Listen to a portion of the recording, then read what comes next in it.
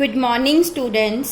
Business study दे विच असी चैप्टर स्टार्ट किया सी फाइनैशियल मार्केट्स, जिहदे विच असी हुण तक फाइनैशियल मार्केट दा मीनिंग, उहदे function, types of financial markets, money market, capital market कर चुके हैं।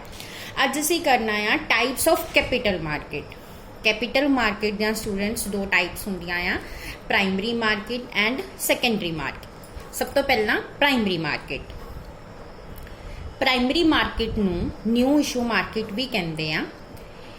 इस मार्केट दे विच नवीं सिक्योरिटीज़ जिहड़ियां आ, नवे शेयर्स, डिवेंचर्स, बॉन्ड्स जिहड़े पहला कदी भी इशू ना होए होण या ऑफर ना होए होण, उन्हां नूं इशू किया जांदा आ।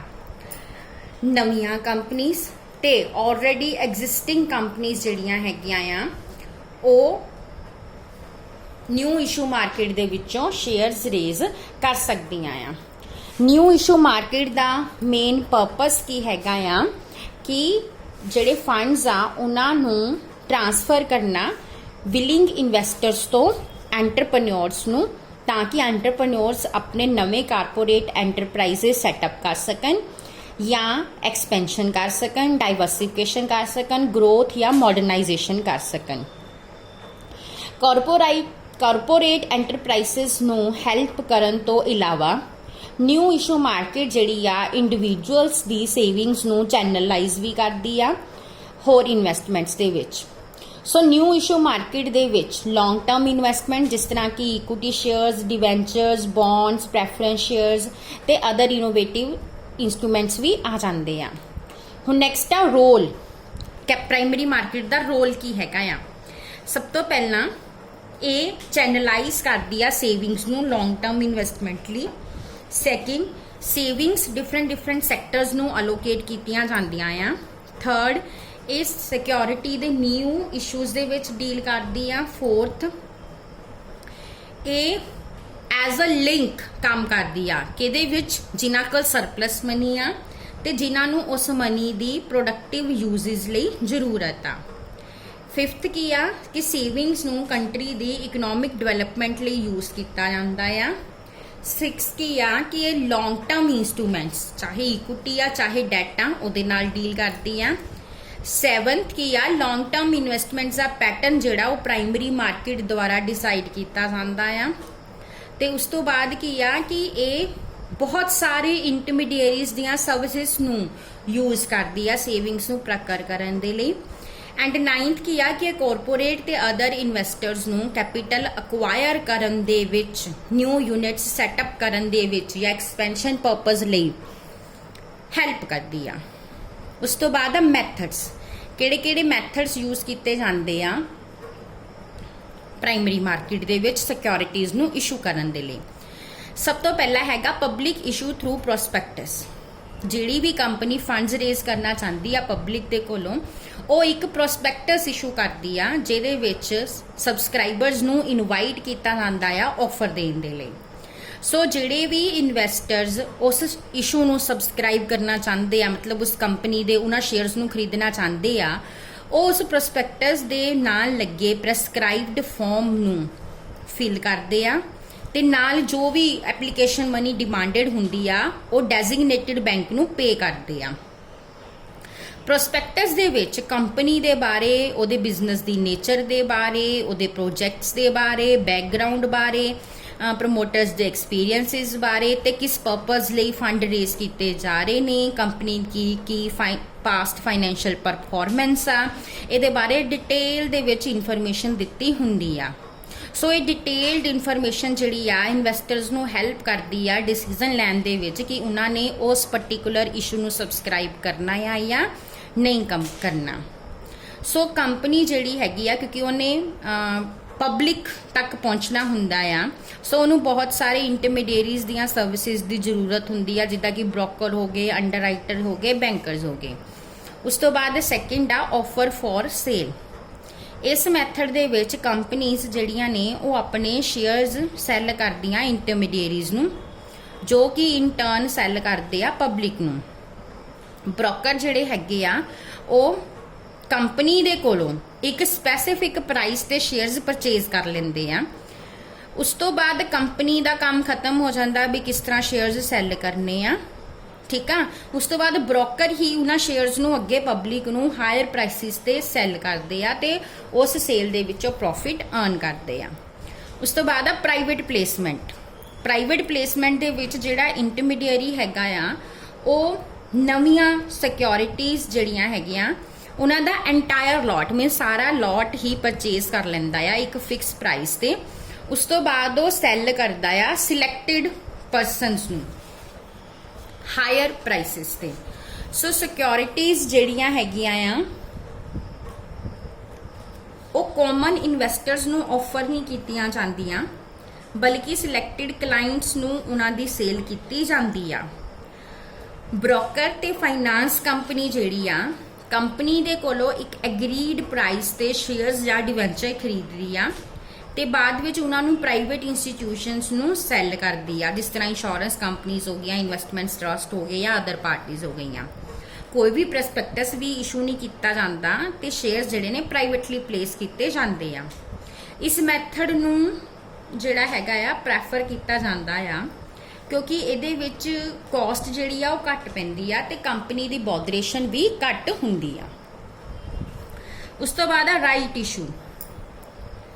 अगर कंपनी ने ऑलरेडी शेयर्स जिहड़े हैगे इशू किए हुए आ, जिहड़ी ऑलरेडी एग्जिस्टिंग कंपनी आ, अगर वो फर्दर शेयर्स रेज करना चाहती है, इशू करना चाहती है, फंड्स रेज करना चाहती है तो वो सब तो पहला अपने एग्जिस्टिंग शेयर होल्डर नू ऑफर करती है कि वो शेयर्स खरीदण, ठीक है।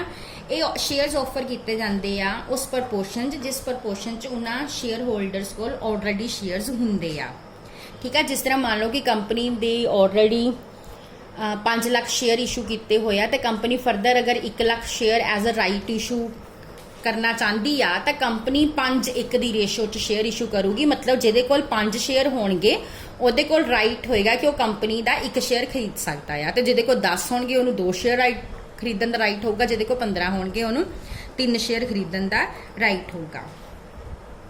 ये मैथड जिहड़ा हैगा आ ये जो प्राइस कंपनी ऑफर करती है राइट शेयर लिए वो जनरली उन्हां शेयर्स के मार्केट प्राइस नालों बहुत ही लोअर हुंदा आ।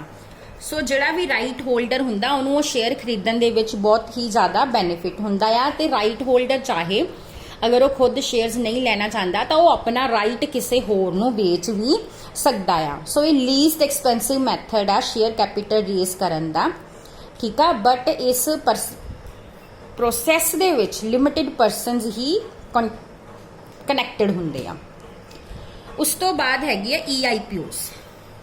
इस मैथड दे which company online system stock exchange they online system के थ्रू पब्लिक नूं शेयर्स इशू करती आ। जिहड़ी कंपनी इशू करना चाहती आ कैपिटल पब्लिक नूं इस मैथड के थ्रू उन्होंने स्टॉक एक्सचेंज दे नाल एक एग्रीमेंट साइन करना पैंदा आ ते SEBI जिहड़ा हैगा आ फिर रजिस्टर्ड ब्रोकर्स नूं अपॉइंट करदा आ कि वो कंपनी के बिहाफ के एप्लीकेशनस नूं एक्सैप्ट करेगा तो कंपनी के नाल ऑर्डर प्लेस करेगा। सो कंपनी जिहड़ी आ रजिस्ट्रार नूं भी अपॉइंट करदी आ इशू करन दे लई जिन्हां दी स्टॉक एक्सचेंज दे नाल इलैक्ट्रॉनिक कनैक्टिविटी हुंदी आ। उस तो बाद साडी आ जांदी आ secondary market, second type. Secondary market नूं स्टॉक मार्केट भी कहा जांदा आ। इहदे विच ਜਿਹੜੀਆਂ ਐਗਜ਼ਿਸਟਿੰਗ ਸਿਕਿਉਰਿਟੀਜ਼ ਹੁੰਦੀਆਂ ਜਿਹੜੇ ਸ਼ੇਅਰਸ ਆਲਰੇਡੀ ਕੰਪਨੀ ਇਸ਼ੂ ਕਰ ਚੁੱਕੀ ਆ, ਡਿਵੈਂਚਰਸ ਆਲਰੇਡੀ ਕੰਪਨੀ ਇਸ਼ੂ ਕਰ ਚੁੱਕੀ ਆ, ਉਹਨਾਂ ਦੀ ਟ੍ਰੇਡਿੰਗ ਹੁੰਦੀ ਆ। ਉਹ ਸ਼ੇਅਰਸ ਤੇ ਡਿਵੈਂਚਰਸ ਖਰੀਦੇ ਤੇ ਵੇਚੇ ਜਾਂਦੇ ਆ। ਸਟਾਕ ਐਕਸਚੇਂਜ ਜਿਹੜੀ ਆ ਉਹ ਪਰਚੇਜ਼ਰ ਤੇ ਸੈਲਰ ਨੂੰ ਇੱਕ ਮੈਕੈਨਿਜ਼ਮ ਪ੍ਰੋਵਾਈਡ ਕਰਦੀ ਆ, ठीक है।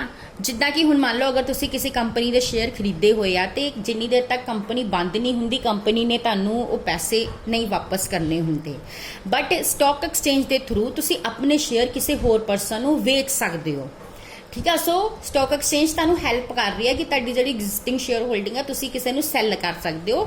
इदां ही किसी इन्वेस्टर नूं हैल्प कर रही है कि वो जो शेयर्स ऑलरेडी एग्जिस्टड ने मार्केट च उन्हां नूं खरीद सकदे आ, ठीक है। सो स्टॉक एक्सचेंज वो प्लेस प्रोवाइड करती है जिथे डिफरेंट कंपनीज दी सिक्योरिटीज़ खरीदियां ते वेचियां जांदियां आ। किहड़ियां सिक्योरिटीज़ जिहड़ियां ऑलरेडी एग्जिस्टड ने। ਸਟਾਕ ਐਕਸਚੇਂਜ ਇੱਕ ਆਰਗੇਨਾਈਜ਼ਡ ਤੇ ਰੈਗੂਲੇਟਿਡ ਮਾਰਕੀਟ ਆ ਕਾਰਪੋਰੇਟ ਸੈਕਟਰ ਤੇ ਅਦਰ ਇੰਸਟੀਟਿਊਸ਼ਨ ਦੁਆਰਾ ਇਸ਼ੂ ਕੀਤੀਆਂ ਗਈਆਂ ਵੇਰੀਅਸ ਸਿਕਿਉਰਿਟੀਜ਼ ਲਈ। ਸਟਾਕ ਮਾਰਕੀਟ ਜਿਹੜੀ ਆ ਓਨਰਸ਼ਿਪ ਨੂੰ ਟ੍ਰਾਂਸਫਰ ਕਰਨ 'ਚ ਹੈਲਪ ਕਰਦੀ ਆ। ਇੱਥੇ ਸਿਕਿਉਰਿਟੀਜ਼ ਦੇ ਸੈਲਰ ਤੇ ਬਾਇਰ ਹੁੰਦੇ ਆ ਤੇ ਇਨਵੈਸਟਰਸ ਜਿਹੜੇ ਆ ਉਹਨਾਂ ਕੋਲ ਆਪਸ਼ਨ ਹੁੰਦੀ ਆ ਕਿ ਉਹ ਸਿਕਿਉਰਿਟੀਜ਼ ਨੂੰ ਸੈਲ ਕਰ ਸਕਦੇ ਆ ਜਾਂ ਕੋਈ ਹੋਰ ਇਹ ਸਿਕਿਉਰਿਟੀਜ਼ ਵੇਚ ਕੇ ਆਲਰੇਡੀ ਐਗਜ਼ਿਸਟਡ ਵੇਚ ਕੇ ਕਿਸੇ ਹੋਰ ਤਰ੍ਹਾਂ ਦੀਆਂ ਸਿਕਿਉਰਿਟੀਜ਼ ਖਰੀਦ ਸਕਦੀਆਂ ਆ। ਸਟਾਕ ਐਕਸਚੇਂਜ ਬਾਇਰ ਤੇ ਸੈਲਰਸ ਲਈ ਰੂਲਸ ਔਰ ਰੈਗੂਲੇਸ਼ਨਸ ਵੀ ਫਰੇਮ ਕਰਦੀ ਆ। ਹੁਣ ਸੈਕੰਡਰੀ ਮਾਰਕੀਟ ਦਾ ਕੀ ਰੋਲ ਆ? ਸੈਕੰਡਰੀ ਮਾਰਕੀਟ ਜਿਹੜੀਆਂ ਆਲਰੇਡੀ ਐਗਜ਼ਿਸਟਡ ਸਿਕਿਉਰਿਟੀਜ਼ ਨੇ ਉਹਨਾਂ ਦੇ ਵਿੱਚ ਡੀਲ ਕਰਦੀ ਆ। ਸੈਕਿੰਡ, ਇਹ ਸਿਕਿਉਰਿਟੀਜ਼ ਦੀ ਪਰਚੇਸ ਤੇ ਸੇਲ ਲਈ ਰੈਡੀ ਮਾਰਕੀਟ ਪ੍ਰੋਵਾਈਡ ਕਰਦੀ ਆ। ਥਰਡ, ਲੌਂਗ ਟਰਮ ਇਨਵੈਸਟਰਸ ਨੂੰ ਹੈਲਪ ਕਰਦੀ ਆ ਲੌਂਗ ਟਰਮ ਇਨਵੈਸਟਮੈਂਟਸ ਨੂੰ ਸ਼ਾਰਟ ਟਰਮ ਇਨਵੈਸਟਮੈਂਟਸ ਦੇ ਵਿੱਚ ਕਨਵਰਟ ਕਰਨ ਦੇ ਵਿੱਚ ਸੇਲ ਕਰਕੇ। ਇਹ ਇਨਵੈਸਟਮੈਂਟਸ ਲਈ ਡਿਫਰੈਂਟ ਆਲਟਰਨੇਟਿਵਸ ਵੀ ਪ੍ਰੋਵਾਈਡ ਕਰਦੀ ਆ। ਟ੍ਰਾਂਜੈਕਸ਼ਨਸ ਨੂੰ ਸਿੰਪਲੀਫਾਈ ਕਰਨ ਦੇ ਲਈ ਰੂਲ ਤੇ ਰੈਗੂਲੇਸ਼ਨਸ ਵੀ ਫਰੇਮ ਕਰਦੀ ਆ ਤੇ ਓਨਰਸ਼ਿਪ ਨੂੰ ਟ੍ਰਾਂਸਫਰ ਕਰਨ 'ਚ ਹੈਲਪ ਵੀ ਕਰਦੀ ਆ। ਸੋ ਸਿਕਿਉਰਿਟੀ ਮਾਰਕੀਟ ਜਿਹੜੀ ਆ ਪ੍ਰੋਪਰਲੀ ਰੈਗੂਲੇਟਿਡ ਹੁੰਦੀ ਆ। ਇਨਵੈਸਟਰਸ ਨੂੰ ਪ੍ਰੋਟੈਕਸ਼ਨ ਪ੍ਰੋਵਾਈਡ ਕੀਤੀ ਜਾਂਦੀ ਆ ਰੈਗੂਲੇਟਿੰਗ ਟ੍ਰਾਂਜੈਕਸ਼ਨਸ ਦੇ ਨਾਲ ਤੇ ਇਨਵੈਸਟਰਸ ਜਿਹੜੇ ਨੇ ਉਹ ਫ੍ਰੀ ਹੁੰਦੇ ਆ, ਉਹ ਆਪਣੀਆਂ ਇਨਵੈਸਟਮੈਂਟਸ ਨੂੰ ਸ਼ਿਫਟ ਕਰ ਸਕਦੇ ਆ ਪ੍ਰੋਫਿਟੇਬਲ ਸਿਕਿਉਰਿਟੀਜ਼ 'ਚ। ਨੈਕਸਟ ਇਹਦਾ ਡਿਫਰੈਂਸ ਆ ਪ੍ਰਾਇਮਰੀ ਮਾਰਕੀਟ ਤੇ ਸਿਕਿਉਰਿਟੀ ਮਾਰਕੀਟ ਦਾ, ਇਹ ਤੁਸੀਂ ਖੁਦ ਹੀ ਕਰ ਲੈਣਾ। ਉਸ ਤੋਂ ਬਾਅਦ ਅਗਲਾ ਟੌਪਿਕ ਹੈਗਾ ਸਟਾਕ ਐਕਸਚੇਂਜ ਦਾ। ਇਹ ਟੌਪਿਕ ਅਸੀਂ ਨੈਕਸਟ ਲੈਕਚਰ ਦੇ ਵਿੱਚ ਕਵਰ ਕਰਾਂਗੇ। ਸਟਾਕ ਐਕਸਚੇਂਜ ਕੀ ਹੁੰਦੀਆਂ ਆ? ਆਰਗੇਨਾਈਜ਼ਡ ਤੇ ਰੈਗੂਲੇਟਿਡ ਮਾਰਕੀਟਸ ਨੇ ਕਿਹਨਾਂ ਦੇ ਲਈ? ਜਿਹੜੀਆਂ ਸਿਕਿਉਰਿਟੀਜ਼ ਕਾਰਪੋਰੇਟ ਸੈਕਟਰ ਤੇ ਅਦਰ ਇੰਸਟੀਟਿਊਸ਼ਨ ਇਸ਼ੂ ਕਰਦੇ ਆ ਉਹਨਾਂ ਦੇ ਲਈ। ਸੋ ਸਟਾਕ ਐਕਸਚੇਂਜ ਜਿਹੜੀਆਂ ਆ ਉਹਨਾਂ ਸਿਕਿਉਰਿਟੀਜ਼ ਦੀ ਸੇਲ ਤੇ ਪਰਚੇਸ ਦੇ ਵਿੱਚ ਹੈਲਪ ਕਰਦੀਆਂ ਆ। ਪਾਇਲਸ ਦੇ ਅਕੋਰਡਿੰਗ ਸਿਕਿਉਰਿਟੀ ਐਕਸਚੇਂਜ ਇੱਕ ਮਾਰਕੀਟ ਪਲੇਸ ਆ ਜਿੱਥੇ ਸਿਕਿਉਰਿਟੀਜ਼ ਲਿਸਟ ਕੀਤੀਆਂ ਜਾਂਦੀਆਂ ਆ, ਖਰੀਦੀਆਂ ਤੇ ਵੇਚੀਆਂ ਜਾਂਦੀਆਂ ਆ, ਚਾਹੇ ਇਨਵੈਸਟਮੈਂਟ ਪਰਪਸ ਲਈ ਚਾਹੇ ਸਪੈਕੂਲੇਸ਼ਨ ਪਰਪਸ ਲਈ। ਔਰ ਸਿਕਿਉਰਿਟੀ ਕੰਟਰੈਕਟ ਰੈਗੂਲੇਸ਼ਨ ਐਕਟ ਦੇ according stock exchange means individual ਦੀ ਉਹ ਬੋਡੀ ਚਾਹੇ ਇਨਕਾਰਪੋਰੇਟਡ ਆ ਚਾਹੇ ਨਹੀਂ ਆ, ਕੰਸਟੀਟਿਊਟਡ ਆ ਅਸਿਸਟਿੰਗ ਰੈਗੂਲੇਟਿੰਗ ਤੇ ਬਿਜ਼ਨਸ ਨੂੰ ਕੰਟਰੋਲ ਕਰਨ ਦੇ ਲਈ। ਹਰ ਸਟਾਕ ਐਕਸਚੇਂਜ ਦੀ ਇੱਕ ਸਪੈਸੀਫਿਕ ਲੋਕੇਸ਼ਨ ਹੁੰਦੀ ਆ। ਇੰਡੀਆ ਦੇ ਵਿੱਚ 24 ਸਟਾਕ ਐਕਸਚੇਂਜਸ ਹੈਗੀਆਂ ਆ ਤੇ national stock exchange of India and over the counter exchange of India ਜਿਹੜੀਆਂ ਇੰਡੀਆ ਲੈਵਲ ਦੀਆਂ ਸਟਾਕ ਐਕਸਚੇਂਜਸ ਹੈਗੀਆਂ ਆ।